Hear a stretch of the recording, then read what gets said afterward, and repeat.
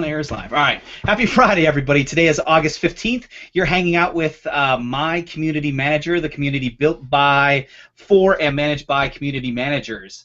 As always, you can hang out with us on our Twitter chat over at hashtag CMGR Hangout, where some of you are watching right now. So hello, everybody in Twitter.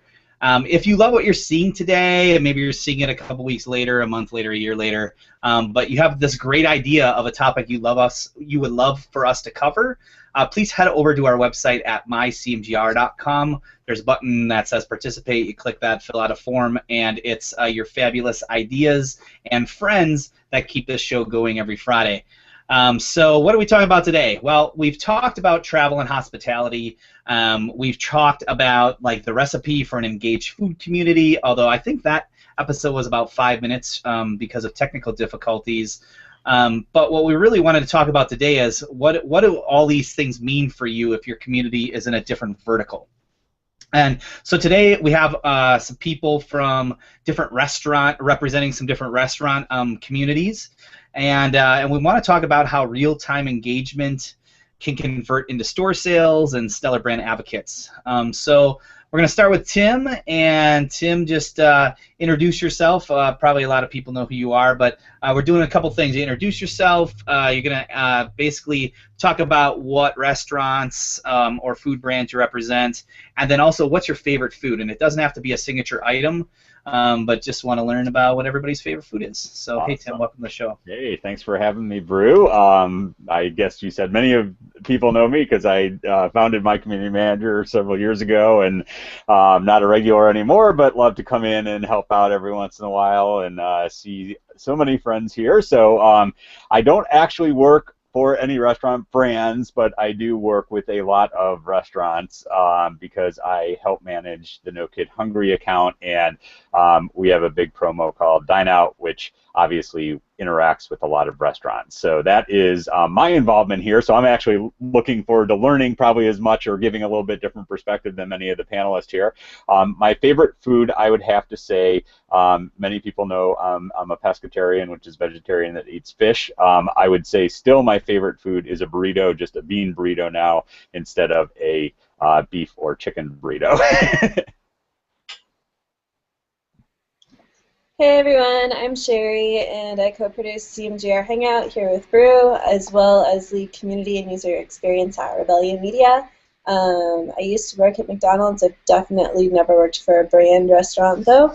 And my favorite food is definitely pizza, although last night I made antojitos for the first time, and that was super fun, except for I keep getting habanero in my eyes, which is not fun. Hey guys, I'm Nicole Rohr. I work, I do community management for Applebee's right now. I also worked in restaurants for 10 years in-house and in restaurant management. So this is a good topic for me. My favorite food is, I'm pescatarian also, but my favorite food is still and always will be mac and cheese. Excellent, Joyce. Hi, my name is Cammie, and my first time here on Community Manager Hangout, so excited to be here. I was kind of thrown into community management a few years ago and having some fun with it. I right now tweet and community manage for Cinnabon and also Carvel Ice Cream, and used to be on Applebee's. So my favorite food is really hard to pick because I just love food in general. Love to eat, like consider it a sport. So probably I'm a Mexican food fan, so I'd have to pick that as my favorite. I'm Chelsea, and I'm the marketing manager at the Word of Mouth Marketing Association, otherwise known as WOMA. And I was the community manager for Rubio's and for 2 years, and now I manage and help brands of all kinds do word of mouth and brand advocacy programs. And to keep with everyone else's trend, my favorite food is Mexican, and specifically tacos. Awesome. Well, everybody, my name is Brew. I am Lutheran, not Presbyterian. That's what I thought you guys were saying the whole time. I was trying to figure out what that was. Anyways, so the restaurants that I've worked on, I've actually worked on Cinnabon, and then really recently, yeah, on Applebee's. My favorite food has to be burgers. So I'm a burger lover. It's when I travel around, it's like the first thing I ask people is, where can I get the best burger in your town? And I actually have a Foursquare list of the best burgers that I found as I travel. So I love burgers. All right, so let's talk about our first question, and actually I'm going to open this up first to Chelsea. And start off with you, and then everyone else can kind of pipe in. But how important is real-time engagement for your brand? And you know, in this case, Chelsea, you're really just talking in the sense of restaurants. Well, in general, and when I was at Rubio's, it was very important because food is a now decision. People aren't sitting around researching which washer and dryer to buy. They're hungry now, they're going, or they're there, and they think it's super cool if you interact with them while they're there. Or they just had a problem and they want it resolved now, and you know, stats, you know, are made up. But 42% of people expect a response within 60 minutes on social media. So I was always glued to my phone when I was managing restaurant accounts because I always wanted to be there, and it really made the brand a lot better by being there. So very important. Yeah, I think Chelsea hit 3 really important categories with real-time engagement. You know, the decision-making, customer service issues, and then just really enhancing their experience while they're in restaurant. Like, that's gonna, sorry, the air and water show is practicing right now, if you can hear noises. That's gonna really make them want to come back. You know, if they're engaging with you and talking with you while they're there, like that just kind of separates you from the rest in terms of other brands. Yeah, I agree. Also, I think you know, especially with where a Cinnabon might be someone shopping at the mall, by just joining in their conversation, if you see that they're kind of at the mall and they're debating between, you know, grabbing a coffee at Starbucks or getting another drink somewhere else, if they're deciding between Annie Ann's or should I get a Cinnabon, you can jump into that conversation and tweet them a picture of a cinnamon roll and say, you know, does this help make your decision? And you can get into those, you know, those real-time conversations. That may be the decision maker. And also, too, if you can recover a guest pretty quickly by, you know, if they're with the product that they've gotten, and you're able to catch that within the first 10 minutes and, you know, immediately respond back to them with your apologies and how to get in contact with guest relations. Instead of letting that anger build over the next couple hours, you can recover them by getting to them quickly. As real-time engagement goes, you know, some of the things I love seeing is when somebody's upset at a restaurant, all you have to say is, well, have you talked to a manager? And if you can do that in real time, it's like, oh, no, but thanks for giving me the courage now, and then everything's fine.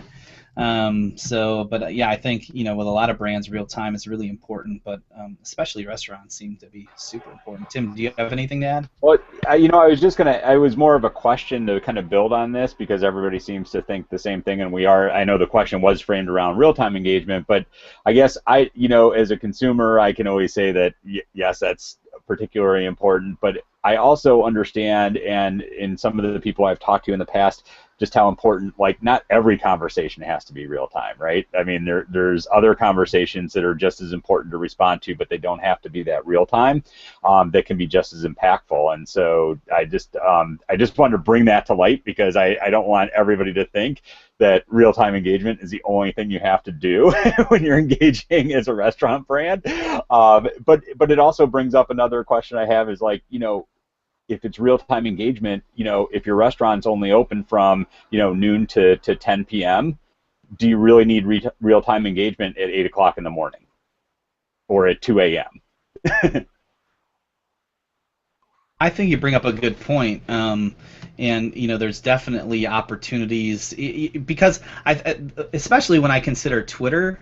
You know, sure, there are people who are on Twitter all of the time, but your general consumer, you know, is checking their Twitter not in real time, all of the time at least, and so there's that chance to kind of play, I guess, Twitter tag or whatever, where it's not crucial, and really, especially from a scaling standpoint, doesn't need. I think the other question in my mind, Tim, is does it need to be real-time engagement when it's not critical that it's real time. Like when it's not an issue, when it's not a decision, if it's just like general during the day, things like that, like can those just be put off till later, maybe when you have time or whatever?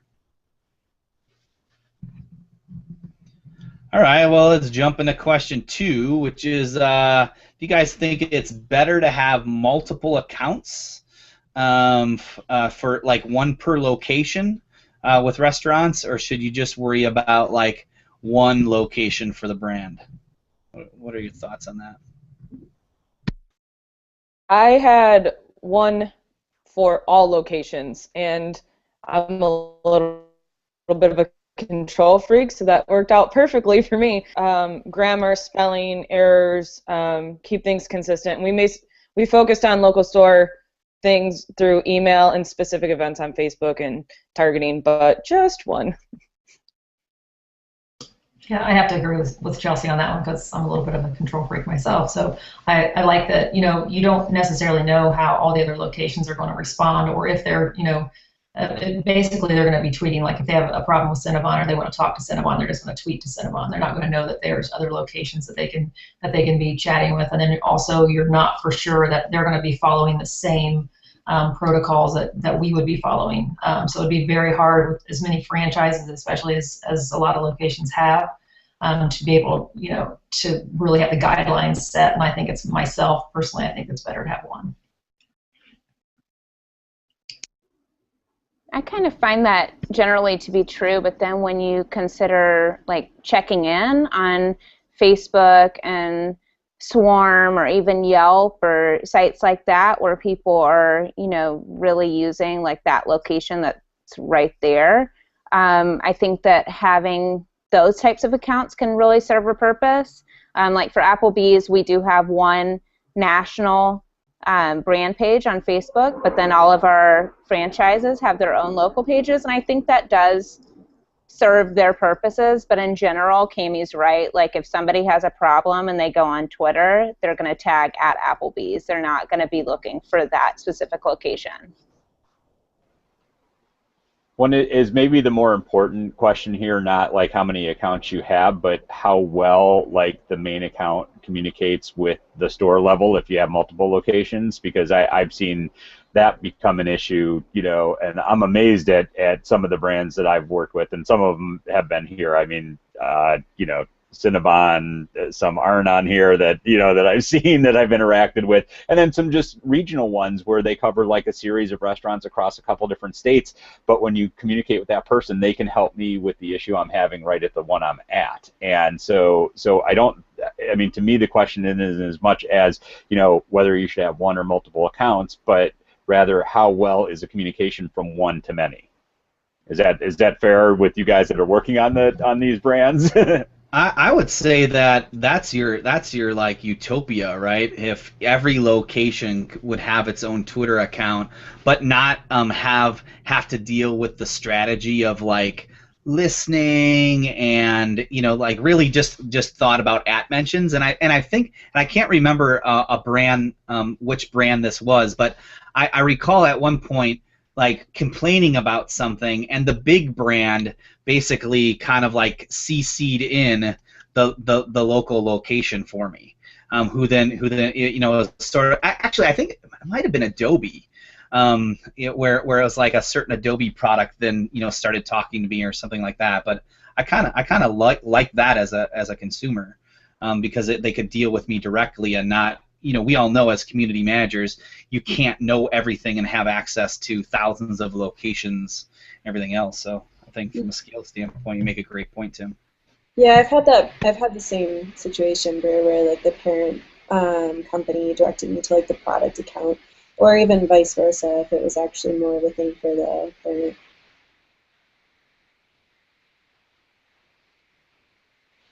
That's a good way to look at it. Do you guys? I mean, what do you think about on the topic of changing as you grow? And so does that need change? Because I think you can look at it both ways, right? Let's say you are a small restaurant group. You have just like one concept location, then maybe two. Of course, you're going to have 2 Twitters, maybe 3. But then at some point, do you try to scale back? Anybody have any experience with that at previous places or current? That's a no. Okay, well, let's move on to question 3. You might as well just move on. So how can online engagements turn into store sales? So who's got some good stories? Chelsea, I saw you unmute yourself. You're just Okay. Just go. Well, I keep going first. I was going to give other chances. 3 big things that I was thinking of. Just with engagement, you're going to stay top of mind. And it also plays into word of mouth. Either like, oh my God, did you see Applebee's tweeted me? Of course you did. Or someone's going to go out and be like, hey, I'm hungry. I was going to go here, but, Applebee's has been really cool and talking to me lately. Let's go there. And then, or just simply finding, hey, I'm in San Diego and I'm hungry. Well, hey, have you stopped by Rubio's? They have great fish tacos. So just staying top of mind, being engaged, being a human, bottom line. And yeah. Yeah, I agree with that. I think it's the relationships that you build online with those fans, maybe not even talking about the products. You may be talking about the new 5SOS song, or what One Direction's new CD is coming out, and that you're just having those conversations online that are nothing about the products. But when that fan goes to the mall and they're standing there between Cinnabon and Annie Ann's, they're going to remember that conversation that they had with you, and that's where your sales are going to come in, because they're going to be feel loyal to go over to Cinnabon because they're, your BFF online, or, whatever. And then also, too, you can kind of like catch them in real time while they're there and maybe entice them to try, have you tried that new chelada yet? Or have you tried this? While they're there, maybe getting something else, and kind of be like, you're kind of doing the upsell while you're online with them. Yeah, and I think. Go ahead, Tim. Okay, sorry, Nicole. I was going to say, I mean, from my standpoint, I mean, obviously, I've been talking about meeting somebody at a Cinnabon that never experienced Cinnabon, and all of a sudden Cinnabon reached out and said, yeah, make it a party, go there. And so, I mean, that engagement that they had with me beforehand encouraged me to actually list them as somebody that I engaged with, and then prompted somebody else to come to me that said they'd never been there, and then actually created an in-store experience. I've also experienced relationships with brands that in Chicago, when I lived there, with Let Us Entertain You restaurants, and them just always thanking me for promoting some of their stuff and talking about them socially, and then reaching out and saying, hey, if we can ever do anything for you, let us know. And so when I wanted a reservation at the restaurant that you can never get a reservation for unless we made it a couple weeks in advance, I just DM them, and it was like, what time do you want to go? How many are you in your party? Boom, reservation taken care of. And so I think, having those kind of conversations and the relationships, and I think that's the key word here, right, is it's not just the engagement that you have, it's the relationships that you're building that you can really turn into getting people to actually come in store, not only themselves, but also their friends, their community, to get them in store. And I think that's really cool just on your side of things, Tim. It kind of gives you like this VIP experience, like you feel really special like that. Like even though you're bringing dollars into the store, like I don't think you can put a price on that. That's pretty awesome. Hey, when I get a reservation, I feel like the king, with my friends. It's like, hey, I can get us into that restaurant that doesn't have any reservations open. Yeah. My favorite thing at Applebee's is to do some creative searching on Twitter and really find those mentions of Applebee's, like we do it like without the apostrophe, or when they say apple and bees, in 2 separate words, and really catch people going, should we go to Applebee's, or insert, name of other restaurant, and then they make the decision to go in, and then later we see them at the restaurant with a picture of their food, and then we retweet it, and it's just like, it's like the snowball effect. Like it goes from this little tweet, this little 3-word tweet, to like, this relationship. And that, I mean, it's all it takes is keeping a search open and a tab in your browser. Yeah, I mean, a little, I guess something I also see with that is even just a stinking follow or favorite will convince people to go eat at your restaurant. So if someone's like, man, I am just hungry, I wonder what I should eat for dinner, you actually have a really good chance of something as simple as a follow. I've seen it, like, oh my gosh, Applebee's followed me, guess I'm going there tonight, right? And so we talk about engagement, but it's even just any little bit of interaction, right? It gets down to your simplest form of real-time marketing. And so obviously take it to the next level with engagement, but even just little stuff like that makes a big difference. Anybody have any other points they want to make? So for everybody watching over on Twitter, hi. I see the Product Poet joined us. That's pretty sweet. Guys, please tweet us at the My Community Manager account. Also hashtag it, obviously. But if you have any questions you want to ask our beautiful panel here today, we'll answer your tweets live on the show. Yeah, and Brew, I did want to, Ty Sullivan from Fresh & Co. is going to join us, but he doesn't have any webcams at work, so he's over on Twitter too. And I know one of his responses was just, to one of our earlier questions was just, that they really use it for customer service aspects. So I thought that was kind of important. And Steve Cassidy was actually asking before we started if we were going to talk about the challenges between one account and multiple locations. So I think we did a good job there too. So just a couple people that I saw out there that I just wanted to kind of contribute their words from Twitter into here. Cool. All right. Well, we are blowing through our questions fast today, so we'll just have to make some up if you guys don't tweet us some. We are on to number 4. Which is, what ways can you get your fans to become your biggest advocates? So let's just talk about some techniques. Chelsea, go. Come on, you buzzed. I just tweeted a link as well to an infographic of 10 ways to thank brand advocates, but one thing is thanking them, and there's plenty of ways to do that just by tweeting, saying thanks, just recognizing like, hey, you're a great fan, or you can invite them to special events, and a good way to get them to become your biggest advocates and to create more is to give your advocates the content that you want shared, because everybody is going to believe or, trust more in what you say versus what ABC brand says. So at Rubio's, during our advocacy program, we would say, hey, this new taco's coming out, here's a suggested tweet. So then they go out and do that, or we give them access to try the taco first, those kinds of things. So just making them feel special. You don't have to spend money. You don't have to go out of your way. A simple, like you said, a follow, a like, an interaction, that does wonders. Yeah, I have to agree. Kind of like putting them in a special category helps too.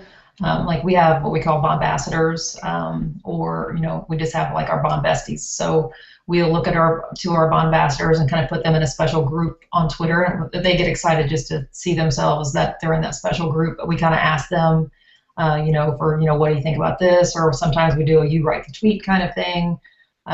Send out, the winners might get a T-shirt, and it has a Bombassador on the T-shirt, which makes them feel kind of exclusive.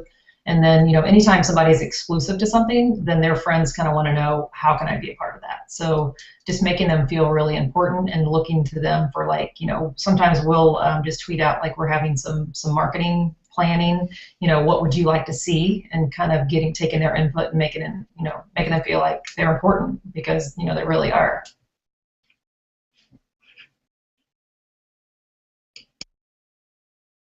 I think one of the things I love personally doing is making sure that each day or each shift, however you want to look at it, I just pick a handful of people who I just go out of my way to make them feel special. As one example, just cool story about somebody who's like an inspiring amateur musician on YouTube. As the restaurant, you can go in and like their video and cheer them on, and actually subscribe to them and get their latest cover that they put out. And as the restaurant, say, hey, I just listened to your new cover, it's great, right? And so you guys have all heard us say this a few times, or at least have heard me say, one of our biggest principles at BTC is be the biggest fan of your fans, and that's like the biggest filter, I think, from taking those fans from like to love is, just go out of your way, and it doesn't mean you have to do it for 12,000 people a day, but if you consistently, start building up this collection of people that you're just treating real special and caring about them, right? I think Chelsea, you said before about bringing the people element or the human element into it. Just basically giving a crap about them, right? And treating them like a friend. Does that, and I love what you're saying, Brew. Does that really turn them into an advocate, though? I mean, how does that convert into becoming an advocate versus just loving the brand? Because I think they're two very different, distinct things, right? So I would say that your success rate on them becoming advocates is accelerated. Because you turn them into someone who I like Applebee's, it's a cool place, I like the music they play, to oh my gosh, they're my BFF, and I think Cammie said this before, is then they'll go out of their way to talk about you. They tell all their friends, like, oh well, you gotta follow Applebee's, and hey, let's go to Applebee's, and any chance you get, you're telling people about that restaurant or that food. And also, I think that they're the easiest people when, let's say you have I think Chelsea was talking about like the new tacos, right? And you want to tell these fans like, hey, we got these new tacos coming out. Absolutely, these fans that you pay attention to, a few DMs, and they will do anything for you. And I look at that as advocacy, right? I mean, I don't have to pay them. But they're going and doing things that normally I would pay someone to do, right? Write blog posts, write reviews, and go out of their way to tweet a bunch of stuff or vote or whatever it is. When at Applebee's, we've had some activations where we capture email addresses too, and I really like taking those opportunities, like with our super fans, to have conversations with them via email, and that's an opportunity to kind of come back to them. Make them feel special again. Like, we're emailing that specific person. We're not just like finding them on Twitter and tweeting them or DMing them like we did the last time. Like, we're thinking of them specifically. We have them in mind for what we want to do. And like, we even sent, as a part of one of our activations, these at Applebee's follows me shirts to a bunch of our super fans, and seeing the pictures kind of stream in after they got them. And these are people that we had asked to help us with multiple campaigns. They were so excited, and I think just that personal attention really got them, and kind of they were singing our praises at that point.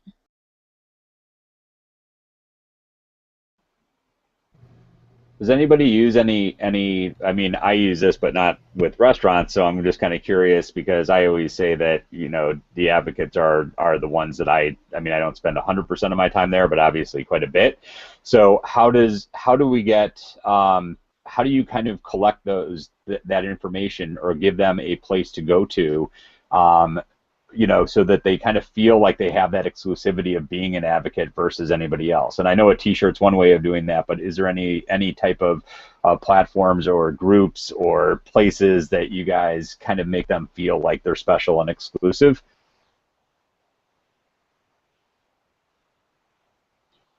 I think that it's interesting, because it's one of the things, as we have these, as we've been having these Friday discussions, I'm always jealous of like people who have software brands and do community management or products, right? Because like for some reason, a community or a forum or some sort of internal community, like those make so much sense for me.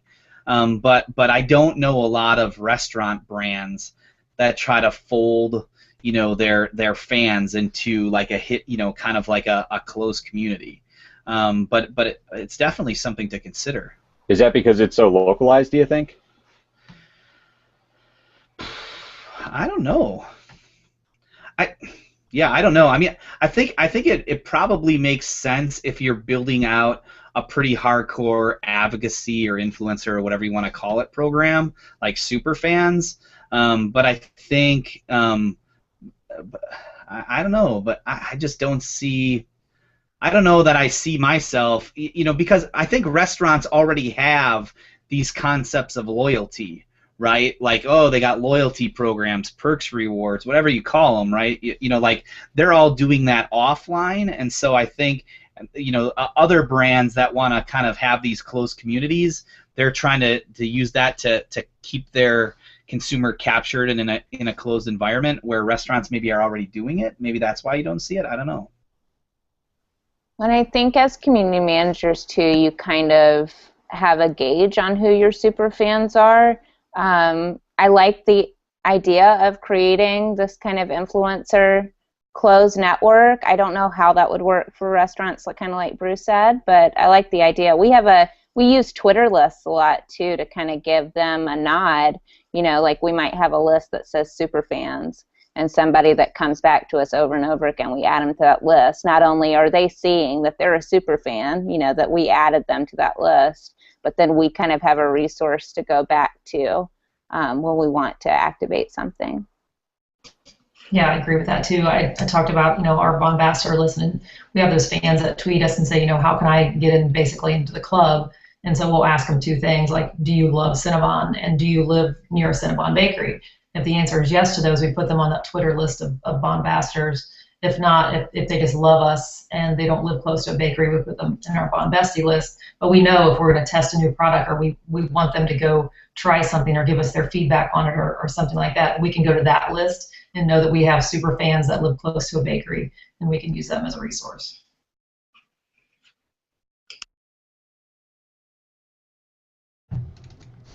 All right, so I have a question that did come in here from David Kyle, and we got another one. So David asks, thoughts on Instagram as a social platform for restaurants? Absolutely yes. Everything thrives off of visuals, and when you have good food photography, that works too. But the best thing that worked for us at Rubio's, when I took other people's Instagram photos and reposted them or highlighted them, and I called it the fangram, and people will love you even more, and more people are gonna notice like your cool artsy photo at the store versus the one we just dropped 10 grand on for a taco. Well, when we talk about real time too, like that feels so real time, to use like a user's photo, or even like have a local restaurant, like a franchise, take a picture like of something on the table right then. And at Applebee's, we're doing this campaign, hashtag Fantographer, and we're using repost in that way. We're doing one post every day for 365 days. But I don't know, it's another way to make somebody feel VIP, reposting their picture, but I think it's that real-time factor too that really plays into it. I at a social media summit thing down in Chicago, I heard somebody talk about Instagram, and they talked about the fact that their biggest success was treating it like a conversation tool.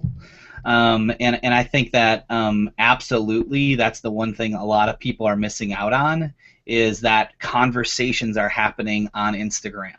It's not just people's weird pictures and food pictures and everything else, right? There's commenting going on, there's conversation happening, and so the same sort of reaction you could get from a fan by tweeting to them or responding to their tweet, you can get over on Instagram. And so I think it's critical.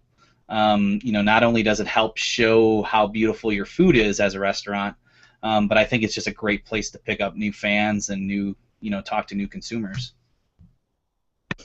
Yeah, definitely have to agree with both of you on that. We love getting user-generated content from Instagram, and it too, you're frustrated in the earlier years of when I first started doing this. They'll send you their POP images and they're like awful, and then so we go to either taking our own or looking to the fan shots, and we'll go through there's some great images out there, and just asking them in the comments like, we love your pic, it's great, would you mind if we shared it on our Instagram page? And they're usually flip out because they love it that you recognize their one, and that too that you're gonna feature them on your Facebook or your Instagram page. Like, they love it.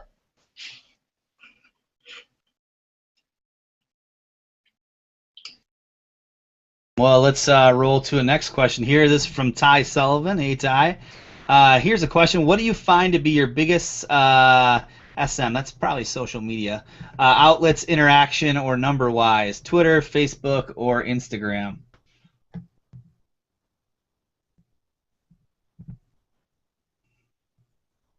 For Applebee's, Twitter, by far, we have the highest number of interactions. just in terms of like people talking directly to us. I think on Facebook we'll obviously have a lot of shares and a lot of comments, but the people who are posting specific questions to our page are much less. And then Instagram is a newer community for us, so we're seeing those numbers really grow, and we may see more and more interactions, but for right now, Twitter is where we see the most.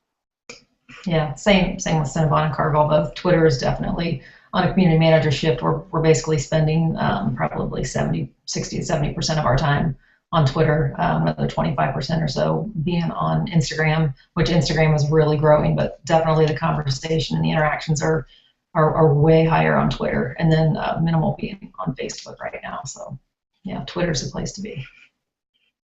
For Rubio's, it was Facebook and Instagram, because all conversations, the biggest conversations were visual based.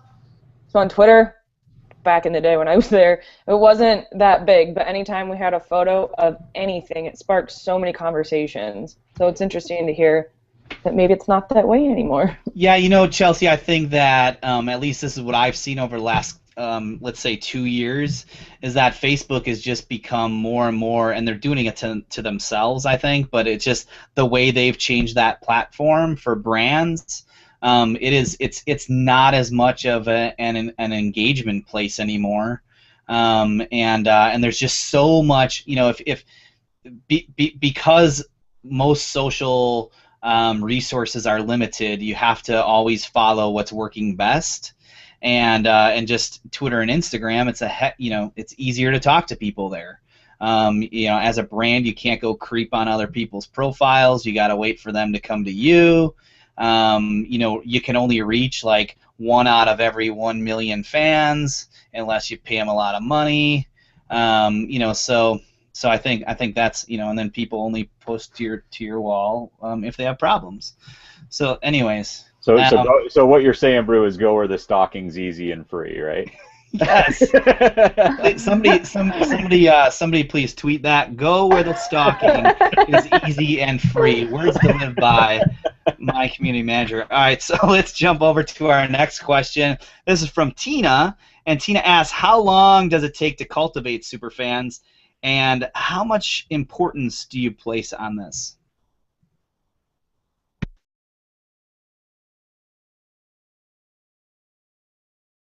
I'll jump. This is important. All right, good. I'll jump in. I think it kind of depends on the person, on the user. For some people are gonna react super quickly the first time you ask them to give you feedback on something. Other times, I don't know, it takes a few times to come back to that same user. I think it's a conditional thing. With me, I think cultivating a super fan is about, it's not always about talking about your brand. It's a lot about talking about them and what their likes are, and getting in conversations that aren't anything associated with any of the products that you might have. Like I mentioned earlier, they might have just had a basketball game or something, and hey, did you win? How'd it go? Did you have a good game? How did your finals go this week?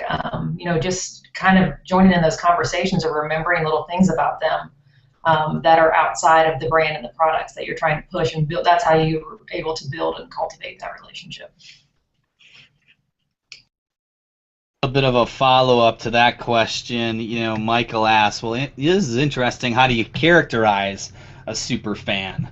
So I'd love if somebody, what do you guys think about when you think super fan? I can jump in on that one, even though I don't know if it's how everybody else is. But Jeff Power actually just told me, because of my relationship with No Kid Hungry, he said, more and more people respond to you because you're consistent in what you do, and they can start to feel your heartbeat. And I think that just rung so true, and it's so simple and so easy for everybody to grasp, is once you can start feeling the heartbeat of a fan, you know that they're there, you know what they're saying, you know how they act, you know that they're going to always be there for you. That's when they become a super fan rather than just a fan. I think that's brilliant, Tim. Just my opinion. That's awesome. Sorry, I didn't mean to shut down the rest of it. That's all right. It does sound a little. It does sound. I mean, we were talking about stalking and then creeping, and now we're talking about listening to people's heartbeats. I don't know. No, I thought that was cool, Tim. Nikki asks, question, how do you handle negative comments on social media?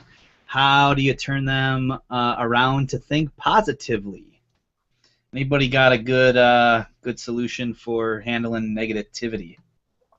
A lot of what I noticed was if you address it, just addressing it will almost take care of the negativity itself. Because they'll be like, oh, someone's actually listening from that brand.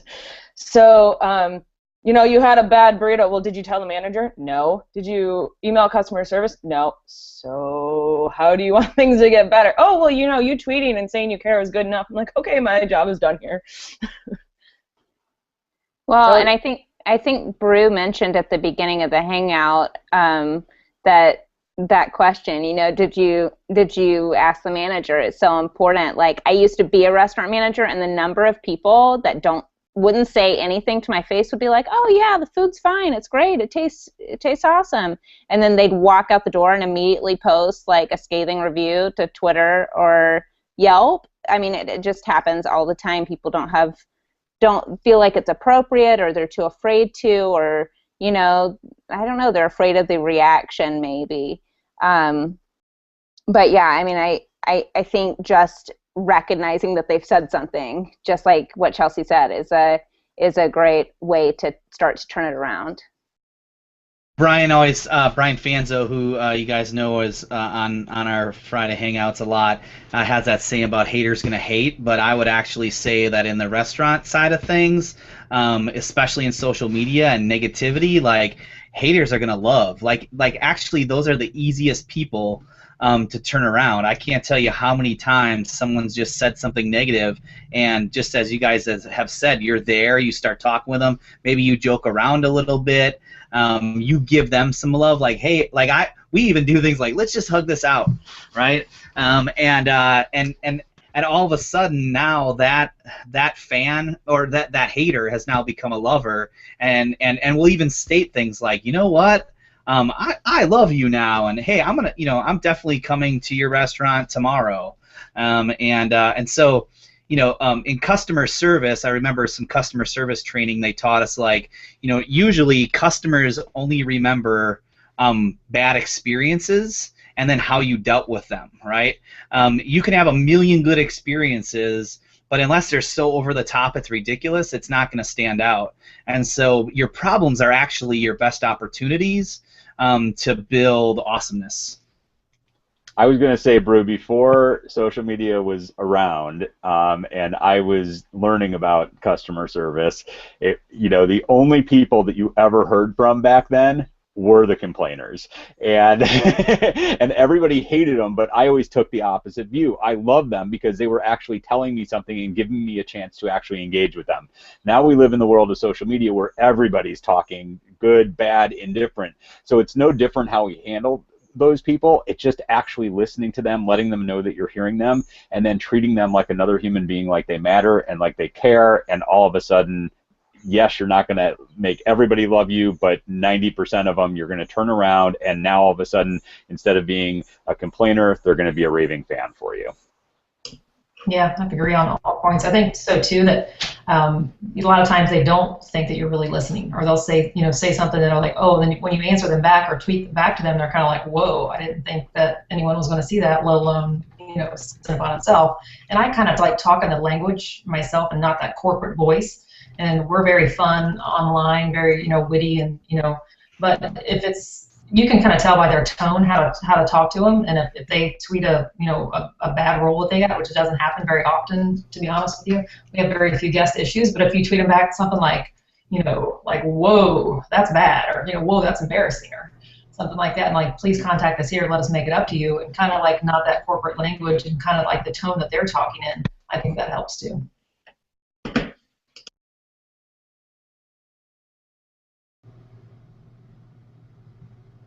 All right.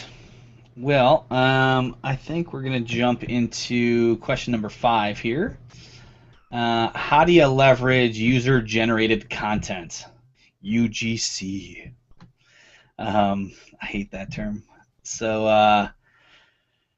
what do you think? What have you guys seen? What are some great ways to do user-generated content over in social for restaurants? Every way possible.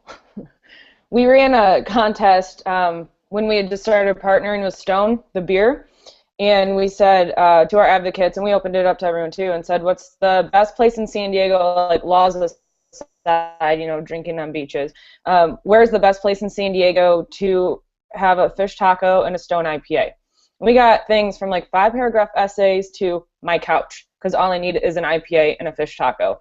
So we did that in 2011, and they are still using those stories, you know, on Taco Tuesday or to promote a beer, because it's way better.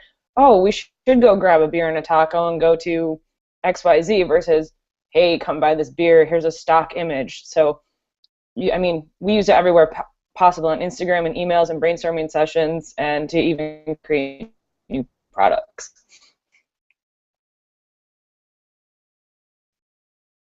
And I mean, I'll mention beaphotographer.com again for Applebee's. Like, we're using all user-generated content every day for a year.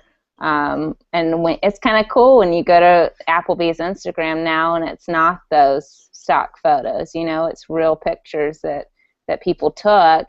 And when we get permission to use those photos, we'll also use it for cover photos, you know, other places on our social accounts. So then we'll see tweets from users that are like, OMG, I'm on their background pic, you know, or their cover photo. So it just gets them really excited, and I think nobody wants to see the same picture over and over again. Yeah, definitely not. Nobody wants to see the same stuff, especially the POP stuff. One of my favorite stories of posting something, we had posted something, they have an Oreo enchilada, which is amazing, by the way. And we had posted regular pictures, and we used this picture that a fan had sent us in, and it was 3 Oreo enchiladas, but they didn't look like the typical enchilada because they were actually the real thing, and it was a real picture. And when we posted it, you know, their marketing team said, you know, that's not the best picture of the Oreo enchiladas. And so about 3 hours later, the performance on that was the highest post that we had in like 3 months, because it was the real thing.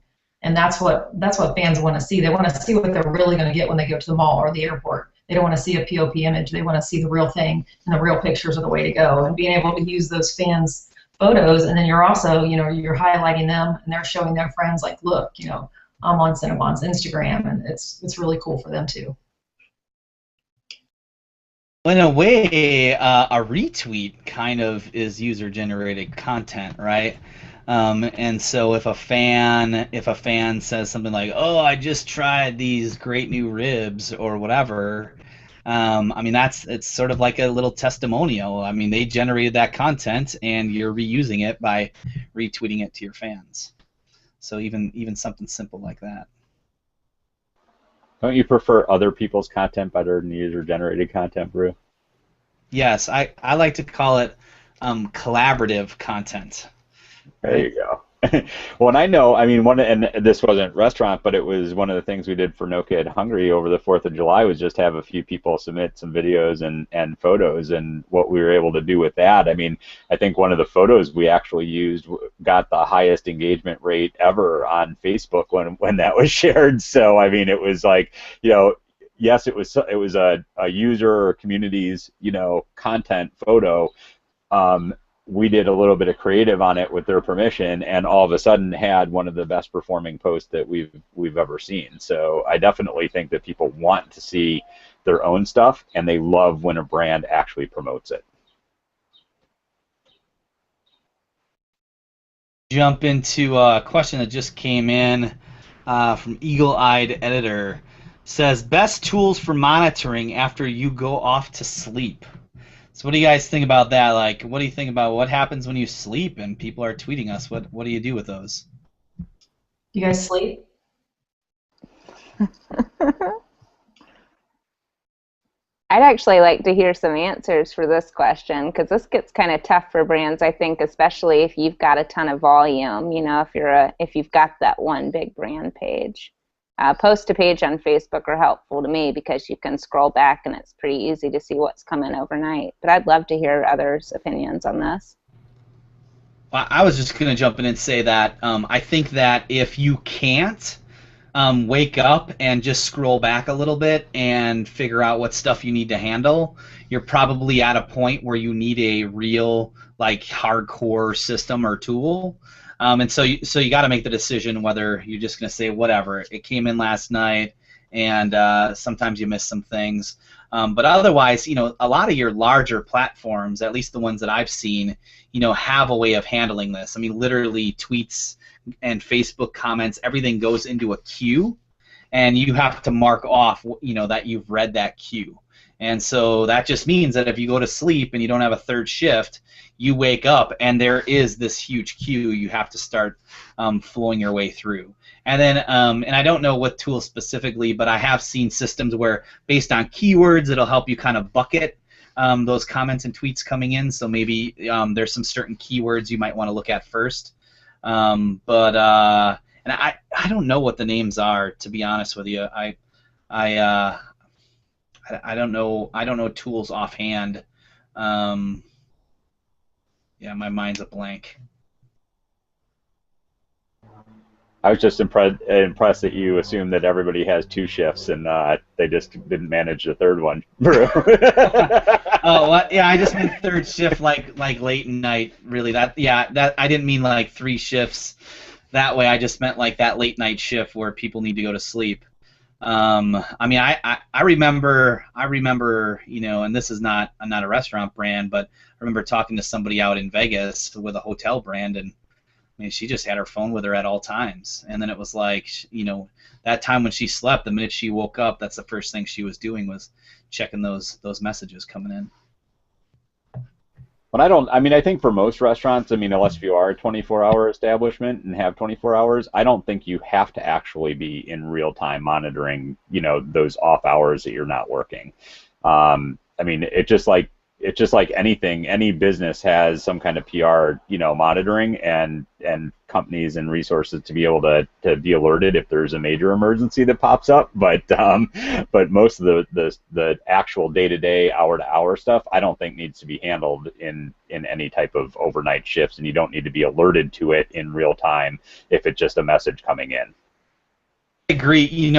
I know we've said this live on air before, but it's no secret. We use Twitter native, and so when you go to sleep, like literally our first shift of the day, it's about 20 minutes to 30 minutes of scrolling back to where it says X many hours ago, and just looking at the app mentions and making sure there's nothing that absolutely needs to be handled. There's not. You don't go back and start saying, "Oh, thanks," and all of that others. Like try to engage with every tweet that came in off hours. But you might find some stuff that you definitely need to deal with or get to customer service. And so I don't know. I always challenge people when they say like, "Well, what tool will do that?" And the native platforms work pretty damn well. I don't know that you always need a tool to solve your issues. You just need to find a good workflow. Our last question, since we're getting up, we got 5 minutes left here, is how do you measure success for your brand's community? So how do you guys measure success?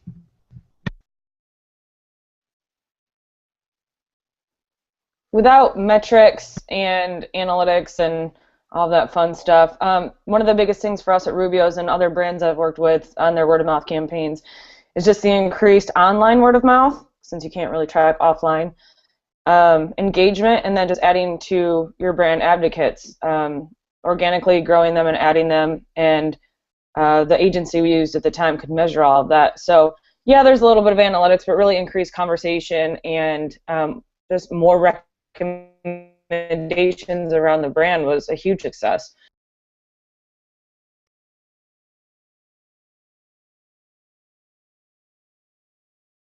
Anybody else have any closing thoughts on measuring success?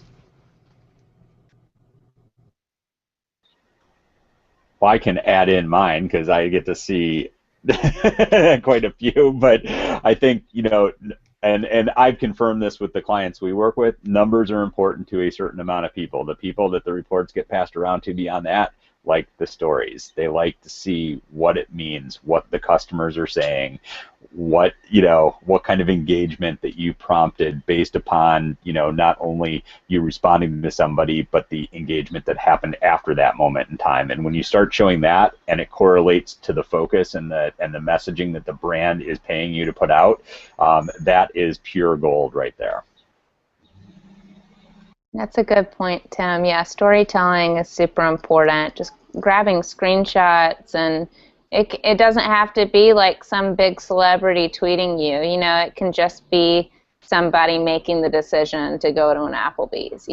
That's an important enough story, tracking that relationship, from the initial question to the decision to dine, and then the relationship that happens after that.